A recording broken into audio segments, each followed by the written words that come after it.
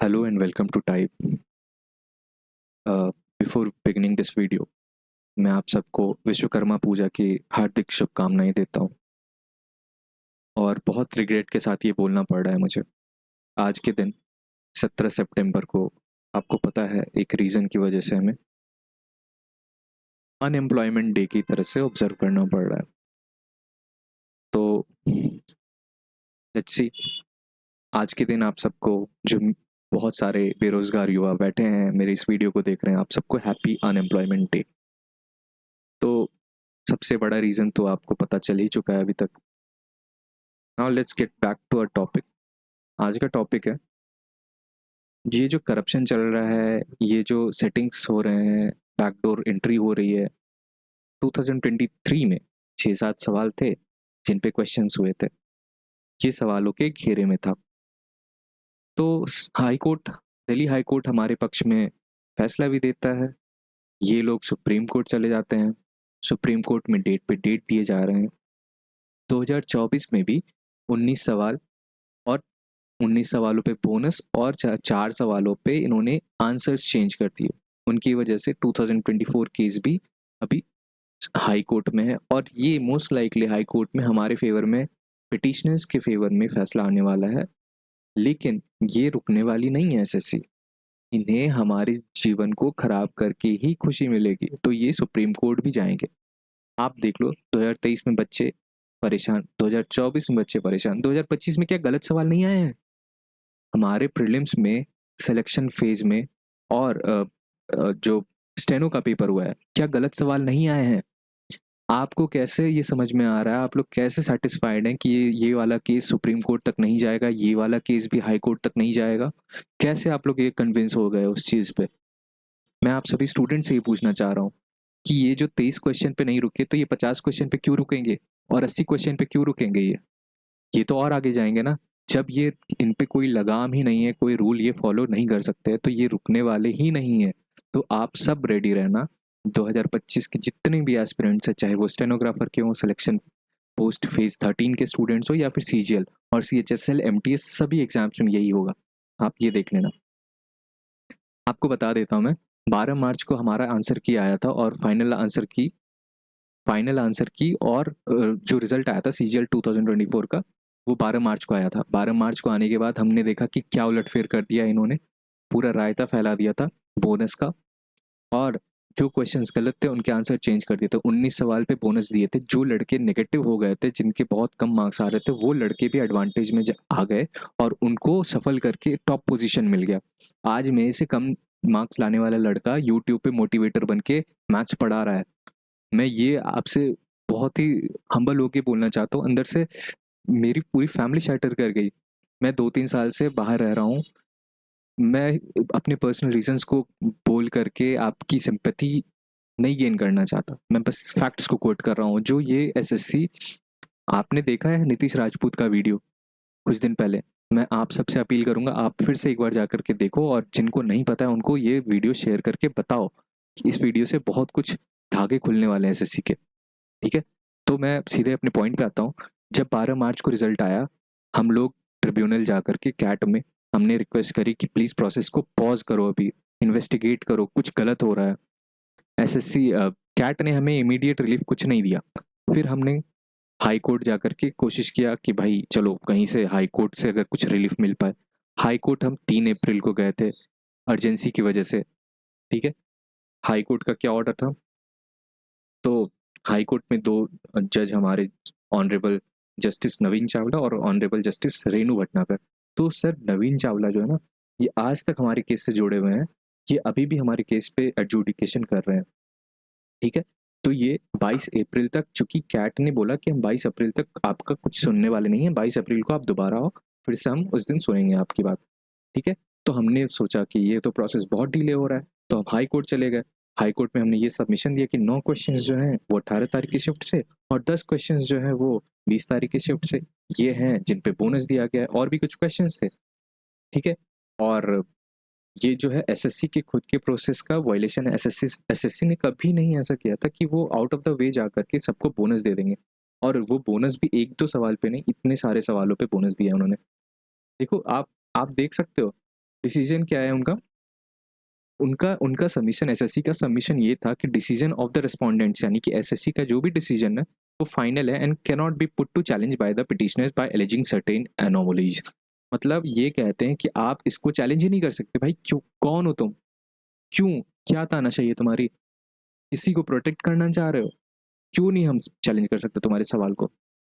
तो high court ने हमारी दलीलें सुनी। हाई कोर्ट का कहना था कि prima फेसिए the learned council has been able to establish that there are certain discrepancies in one or two question। अरे हमारे पास उतना टाइम ही नहीं था कि हम 19 के 19 सवालों पे हम खड़े खड़े हम एसएससी को सामने से बेइज्जत कर सकते थे, बट हमने एक दो सवाल में दिखा दिया कि सर देख लो, एक दो सवाल में आपको क्लियर कट पता चल जाएगा कि कुछ ना कुछ डिस्क्रिपेंसी है। उन्होंने भी माना।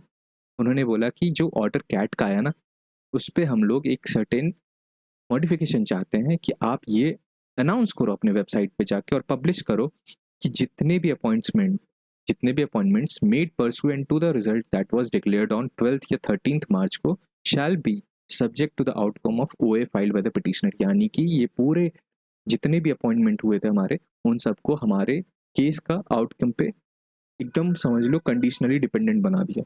अब क्या हो सकता था कि अगर कैट हमारे हमारे फेवर में ऑर्डर देती तो वो इन लड़कों के जो बैकडोर से गए हैं या जिन्होंने, आई एम नॉट सेइंग कि सारे लोग बैकडोर से गए हैं या सभी लोग डिजर्व नहीं करते थे, उनमें बहुत सारे डिजर्विंग कैंडिडेट्स हैं, लेकिन कुछ ऐसे भी लोग हैं जो सिर्फ बोनस के फायदे की वजह से वहां पहुंच गए, और कुछ ऐसे भी डिजर्विंग लोग हैं जो आज भी बाहर बैठ करके अपने लास्ट अटेम्प्ट को देख रहे हैं आते हुए, और उसमें भी देख रहे हैं इतनी धांधली हो रही है।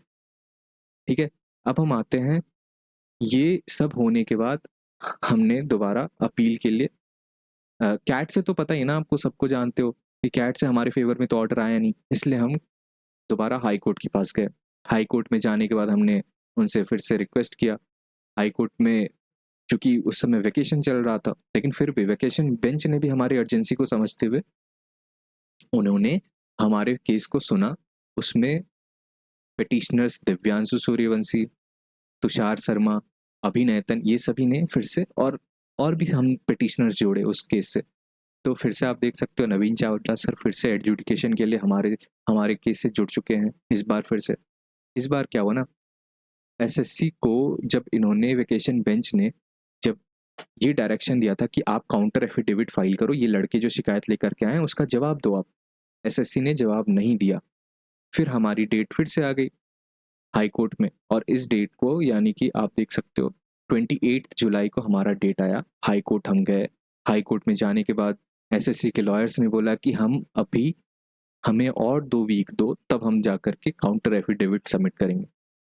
तो जज साहब ने डायरेक्टली बोला उनसे कि ये तो गलत बात है, आप टाइम पे क्यों नहीं कर रहे हो, ठीक है। लेकिन ये इन्होंने हिदायत दी, इस बार वार्न किया उनको कि we make it clear in case the respondents यानी कि SCC fail to file their counter affidavits within the time granted, यानी कि 2 हफ्तों के अंदर नहीं किया, तो court shall proceed to consider the writ petitions without granting any further opportunity. इतना सख्त बोला है इन्होंने, लेकिन आपको पता है एसएससी ने फिर भी 2 वीक के अंदर काउंटर एफिडेविट फाइल नहीं किया। ये सभी चीज़ें क्लोज डोर रहती हैं, ये चीज़ें बाहर नहीं आ पाती, इसे बाहर लाना है। एसएससी मनमानी कर रही है। पहले तो आपने इतना बड़ा इंजस्टिस किया है हमारे साथ, उसके बाद आज आप कोर्ट में भी किसी के रिप्लाई को नहीं दे रहे हो। आपको पता है सामर्थ्य विश्वकर्मा भाई ने बहुत सारी मतलब अभी फाइलिंग्स की, केस वो खुद से हैंडल कर रहे हैं, ठीक है। उनके भी वकील हैं वैसे, बट वो बहुत ज़्यादा इन्वॉल्व है, लेकिन उनके भी केस को नहीं सुना जा रहा है, या एसएससी अपीयर नहीं होती, एसएससी रूल्स को चेंज कर देती है, ठीक है। आपके पास सरकार है, आपके पास पावर है, तो इसका मतलब ये नहीं कि आप बेचारे स्टूडेंट्स पे कुछ भी कर सकते हो, कैसे भी दबाव बना सकते हो। उनके उनके ग्रीवांस को आप सुन ही नहीं रहे हो बिल्कुल। हाँ, सो तो क्या हुआ ना, इस बार जो 3 अप्रैल का जो था हमारा ऑर्डर, उस चीज़ को वापस से एसएससी ने जज साहब ने हाई कोर्ट में 27 जुलाई के केस में लागू किया, 28 जुलाई में। तो उन्होंने बोला कि we direct that any offer of appointment or appointment made pursuant to the impugned selection process shall be subject to the outcome of the present writ petitions. The respondent shall communicate this direction to all selected candidates so that they are made aware of the pendency of these writ petitions. आप मुझे ये बताओ, जितने लड़के select हो गए हैं और जितने लोग हम लोग भी हैं, किसी ने ऐसा कोई ऑर्डर देखा एसएससी की तरफ से, कोई नोटिस देखा वेबसाइट पे, या फिर आपको पर्सनली किसी को भी मेल आया है ऐसा जो लोग सिलेक्ट हो गए हैं? मैं आपसे पूछना चाह रहा हूँ, किसी भी तरह का आपको ऐसा मेल नहीं आया होगा।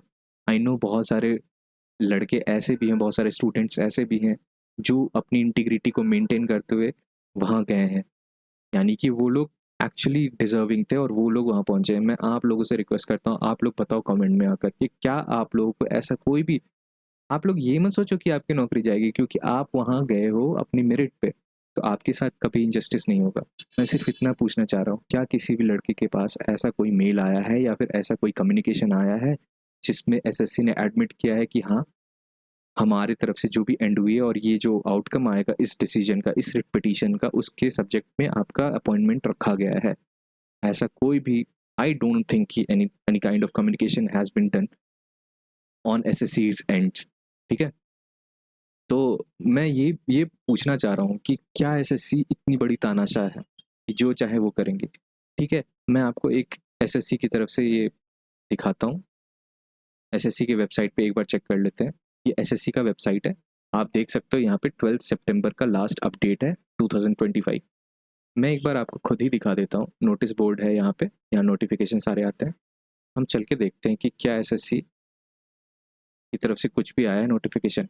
ये देखो 11 सितंबर का लास्ट है, हम सीजीएल के सेक्शन में देख रहे हैं।